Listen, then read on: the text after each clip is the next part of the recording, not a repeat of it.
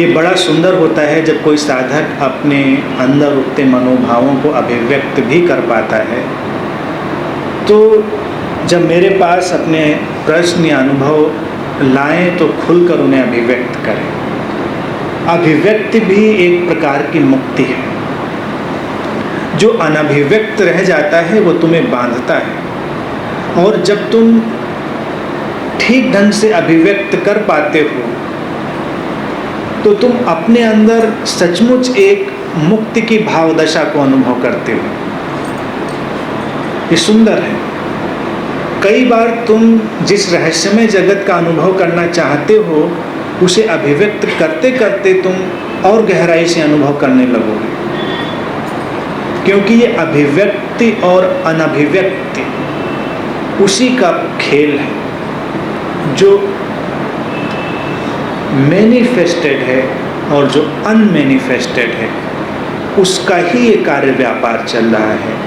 उस अनभिव्यक्त जगत से, उस अनमैनिफेस्टेड डायमेंशन से जो मैनिफेस्ट होता है, जो अभिव्यक्त होता है, वही संसार बनता है। और संसार जब अनभिव्यक्त हो जाता है वो उस स्रोत में वापस लौट जाता है, उस सोर्स एनर्जी में वापस लौट जाता है। उस स्रोत की ऊर्जा से, उस सोर्स की एनर्जी से ही सब काम चल रहा है। पिछली बार प्रश्न में मैंने आत्महत्या की बात करी थी और मित्र ने बड़े विस्तार से इस पर जिक्र किया है। सारी बातें बिल्कुल ठीक हैं, लेकिन सारा का सारा जो काम है वो मानसिक तल का है। मानसिक तल ही तुम्हें प्रसन्नता या आघात में ले जाती है। हमारे जीवन की समस्या ऐसी है कि हम हर चीज को इतना पकड़ के रखना चाहते हैं कि उसके छूटने का हमें बहुत आघात होता है। पीड़ा और आघात में अंतर है।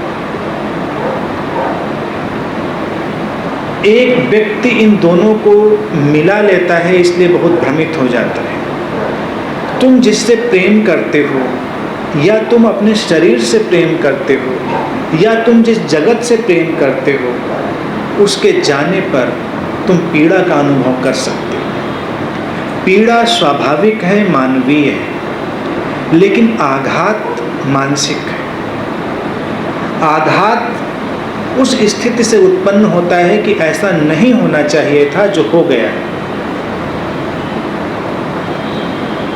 इसीलिए उसमें ट्रॉमा ज़्यादा है, उसमें तड़पन ज़्यादा है। आघात तब लगता है जब तुम ऐसा चाहते हो कि ना हो, और तुम फिर एक संघर्ष करते हो कि ऐसा क्यों हुआ, ऐसा नहीं होना चाहिए था। जो हुआ सो हुआ, जो होना है सो होना है। अस्तित्व में बस होना घट रहा है, उसके अनगिनत कारण है। वो मल्टी कॉजल है या वो अकारण है। अगर कोई चीज़ बहु कारण से भर जाए, मल्टी कॉजल हो जाए, तो उसे अकारण भी कह देते हैं। जैसे भगवान महावीर ये दोनों शब्द एक साथ प्रयोग करते थे, बहुकारणीय और अकारणीय। यानी कि जिसके इतने कारण हैं तो तुम किस किस कारण में जाओगे कि घटना क्यों घटी। तो एक उस पर विराम देने का काम यही होगा कि तुम यही मान लो कि अकारण।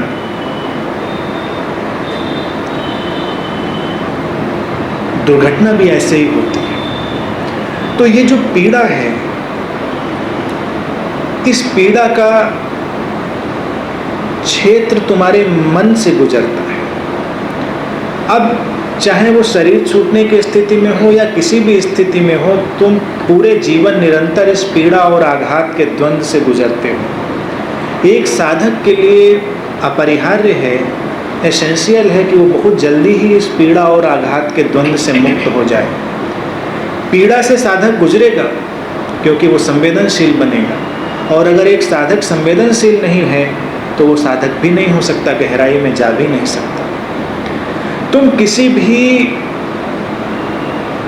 घटना, स्थिति या व्यक्ति का आनंद तभी अनुभव कर सकते हो जब तुम उसके साथ पीड़ा का भी अनुभव कर सको।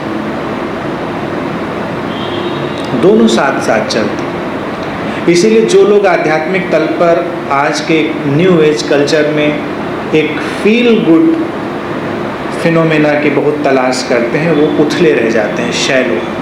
जैसे तुम हमेशा मुस्कुराते हुए नहीं रह सकते, तुम हमेशा हंसते हुए नहीं रह सकते, तुम हमेशा नाचते हुए नहीं रह सकते। प्रकृति ही नहीं रहती ऐसी, तो तुम क्या रहोगे? फिर तुम अप्राकृतिक हो जाओगे। बसंत हमेशा नहीं रहता, सूरज भी हमेशा उगा नहीं रहता, दिन और रात चलते हैं, जीवन में सारे द्वैत गुजरते हैं, यहाँ कुछ भी स्थायी नहीं है। तो तुम स्थायित्व की कामना कैसे कर सकते हो? तो जो व्यक्ति सुख के इस फील गुड के बहुत ज़्यादा प्रभाव में आ जाता है, उसका जीवन उथला हो जाता है। जीवन में गहराई तब आती है जब तुम वेदना को भी गहरे से अनुभव कर पाते हो। जिसको पीड़ा अनुभव करने की गहराई खो गई है, उसे अब आनंद का शिखर अनुभव करने की क्षमता भी मुश्किल पड़ेगी। इसीलिए मैं निरंतर ये कहता रहता हूँ, वेदना से ही वेद का जन्म होता है। तुम वेदना से गुजरते हो और वही तुम्हारे लिए वेद बन जाता है। किताब का वेद पढ़कर तो तुम तोते बन सकते हो, पंडित बन सकते हो, लेकिन जो वास्तविक वेद है, आंतरिक वेद है, वही महत्वपूर्ण है। और वो तभी जीवन में आता है जब तुम वेदना से गुजरते हो। जीवन के इस व्यापक परिदृश्य पर तुम सारे अनुभवों की श्रृंखलाओं से गुजरते हो। जीवन और मृत्यु, मिलना और बिछड़ना, इन सब का एक अहर्निश नृत्य, दिन रात इनका एक नृत्य चल रहा है। एक सद्गुरु भी बस तुम्हें एहसास ही कराता है कि अब ऐसा है, और तब जो ट्रांजिशन की बात कही है वो सहजता से पूरा हो जाता है। आघात मिट जाता है, पीड़ा थोड़ी देर रहती है और फिर धीरे धीरे पीड़ा भी विलीन हो जाती है और अंतर्दृष्टि जन्म लेती है। आगे ने एक जगह अपनी कविता में लिखा था कि वो सौभाग्यशाली हैं जिन्हें दुख मांझता है, और जिन्हें दुख मांझता है उन्हें ही वो अंतर्दृष्टि भी देता है। जिन्हें दुख ने मांझा नहीं, उनके जीवन में कोई अंतर्दृष्टि भी नहीं। वो छोटे छोटे सुखों को स्थायी बनाकर जीना चाहते हैं, और जरा से हवा के झोंके से सब बिखरता है और तब वो परेशान हो उठते हैं। आमतौर से व्यक्ति की सुख और शांति ताश के पत्तों की तरह, वो उसे भरसक बचाने की कोशिश में है और उसको गिरना ही गिरना है, वो टिकना ही नहीं है।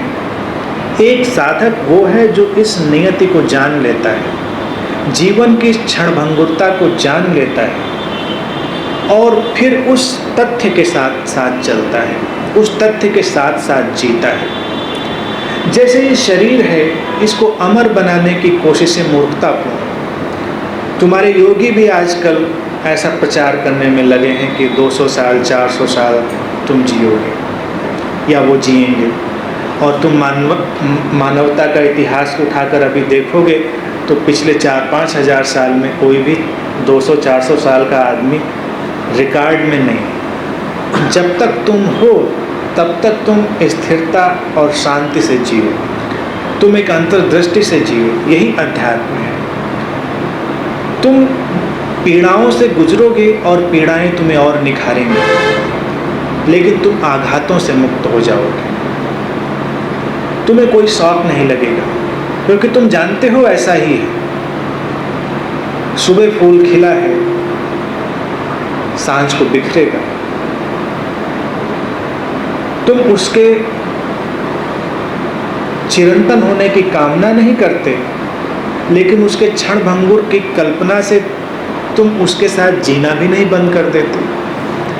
तुम उसका आनंद लेते हो, क्षण प्रतिक्षण उसके साथ तुम परिपूर्णता से जीते हो, और जब उसकी पंखुड़ियाँ बिखरती हैं तब तुम उसके बिखरने में भी